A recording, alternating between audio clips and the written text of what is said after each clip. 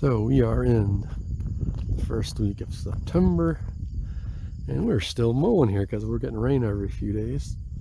As you can see, we need to get mowing, but that's not what today's video is about. Today we're going to talk about a topic that I've kind of changed my idea on. So we're going to go inside here because it's a bit of breeze. It's nice and it's a nice breeze. But today's video is about pressure washing. So we just got this project in from the customer. We have not washed it or blown it off or anything. So this just came in from a customer, and the customer wants full service done on it. It needs a new deck drive belt. It needs an oil change. It needs an air filter.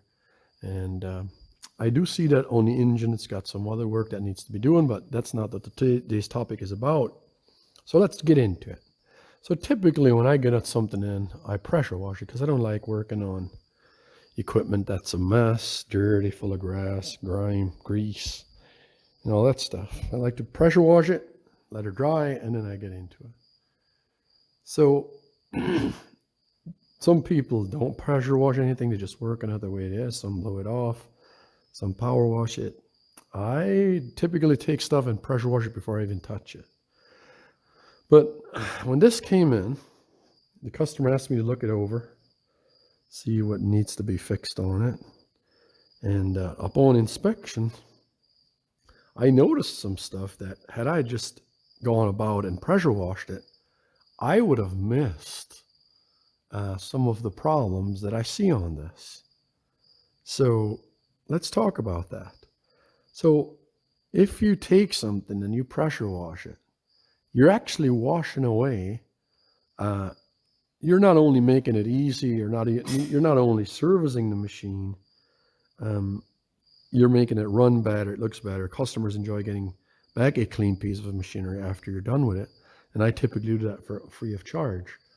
But what I realized on this machine is that you're actually washing away evidence of what has to be fixed. And I'll show you here in a second. Let's walk around here to this side.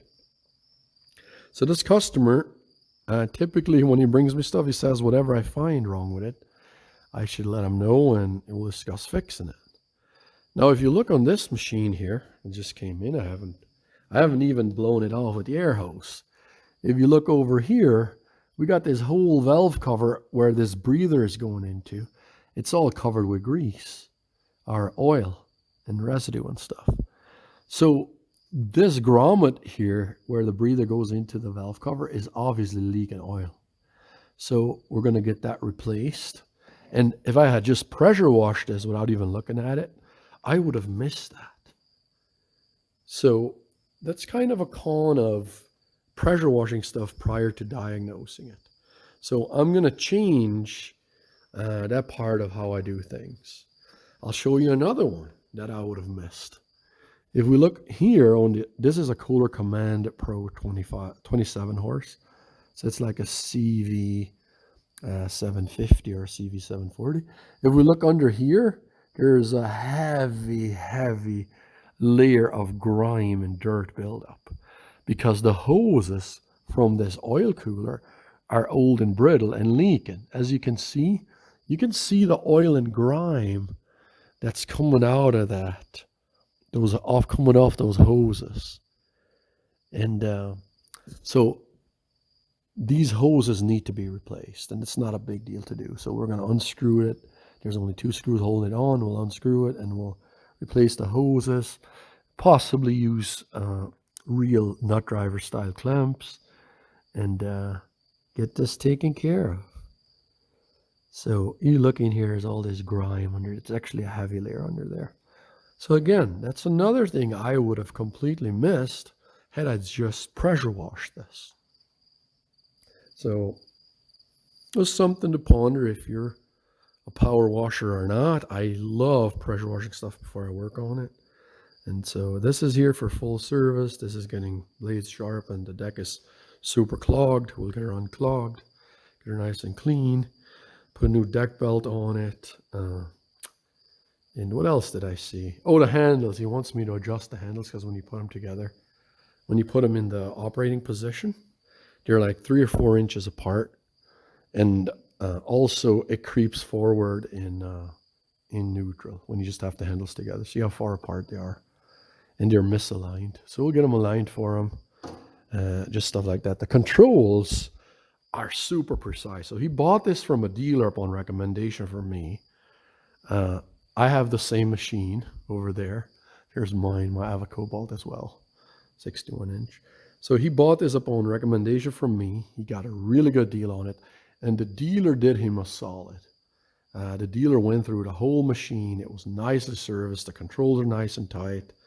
And yeah, he got a good deal on this. I mean, you got to realize these are $10,000 machines, and you can pick them up super, super reasonable when they're used, like a couple hundred hours.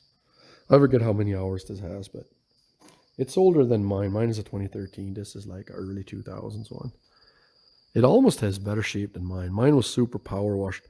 Mine was from a landscaper who power washed it because he was mowing at these hard confinement places. So he kept power washing it. All the labels were off of mine, but yeah, his is in good shape.